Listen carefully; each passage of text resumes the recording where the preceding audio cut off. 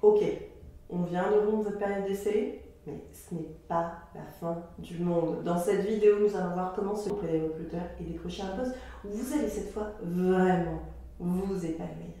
Et en bonus, à la fin de la vidéo, je l'ai concocté, je vous ai fait pour vous un petit exemple de pitch à tenir face au recruteur pour le rassurer quand vous êtes en entretien. Et je suis sûre que ça va pouvoir vous inspirer, donc restez jusqu'à la fin de la vidéo.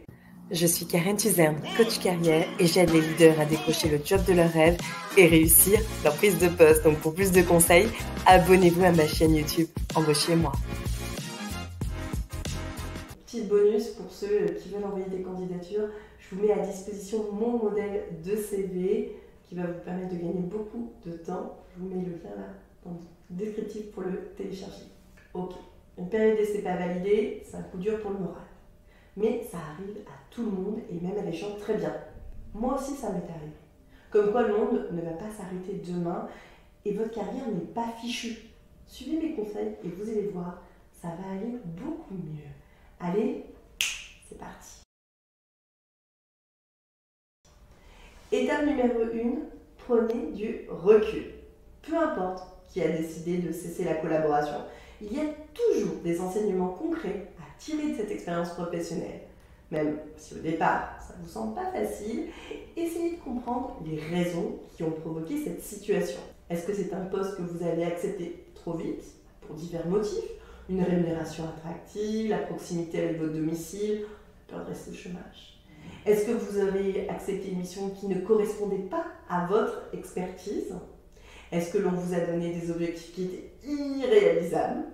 Est-ce qu'il y avait un décalage avec vos valeurs et celles de la culture d'entreprise? Est-ce qu'il y avait peut-être un problème conjoncturel? Est-ce que l'entreprise elle avait des problèmes de trésorerie ayant abouti à des suppressions de postes? Ou est-ce qu'il y avait une nouvelle politique interne? Est-ce qu'il y a une réorganisation?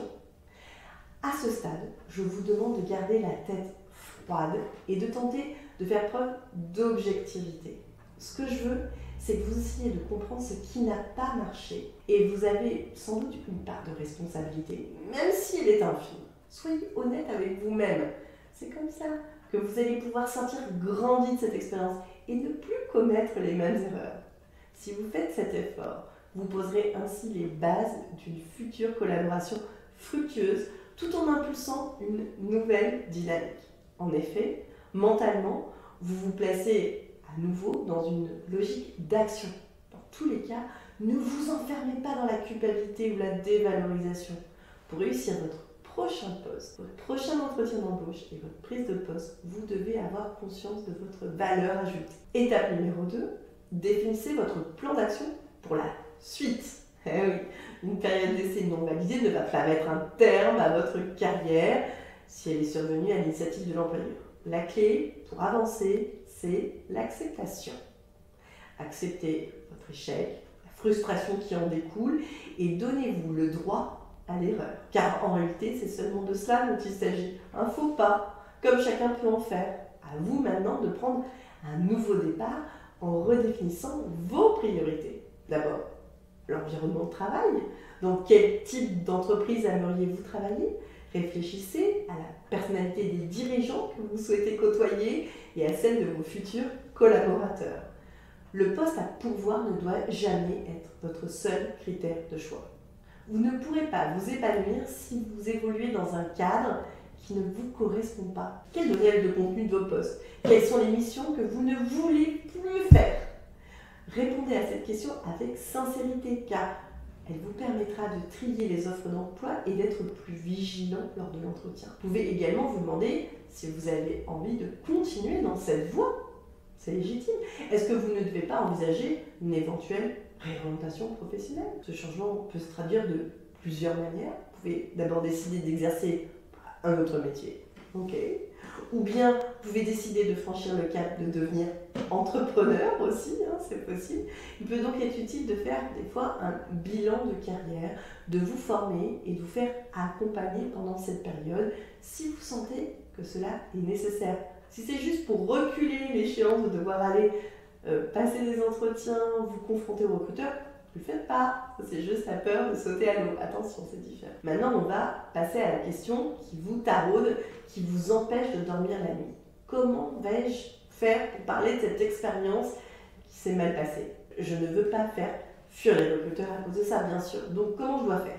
Étape 3, comment parler en entretien de sa période d'essai non validée et en faire une force. Ok, attention, si vous faites plusieurs choses à la fois, revenez, prenez des notes, je vais vous donner plusieurs règles à respecter pour réussir. D'abord, règle numéro 1, rassurez le recruteur. Il va éprouver une appréhension légitime en constatant votre courte expérience précédente. Toutefois, s'il vous a convoqué en entretien, c'est que votre candidature l'intéresse.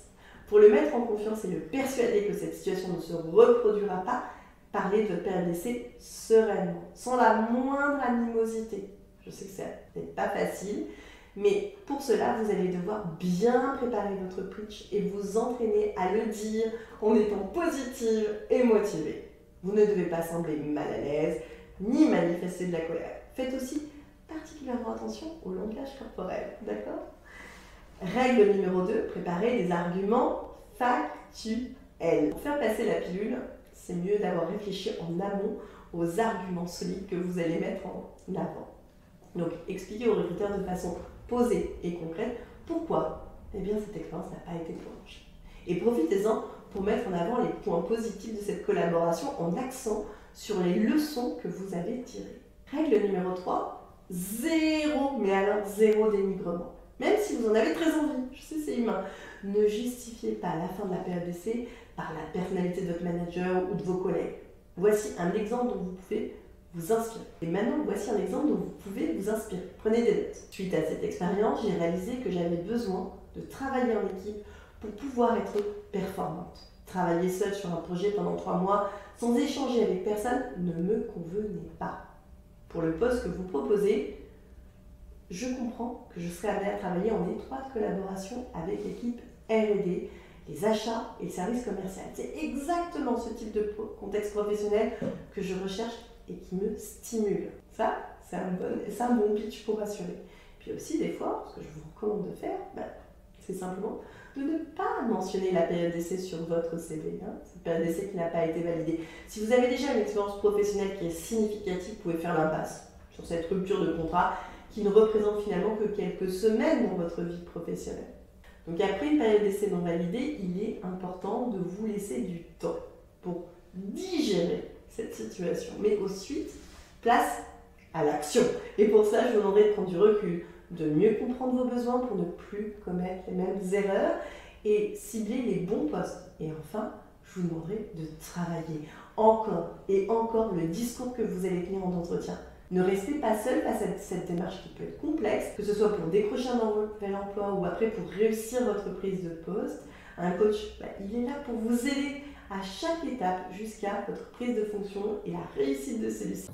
Maintenant, si vous souhaitez travailler avec moi pour préparer vos entretiens, décrocher le job de vos rêves ou réussir votre prise de poste, n'hésitez pas à me contacter sur embauchez-moi.org/contact ou bien directement par téléphone au 01 43 29 49 77. À très vite.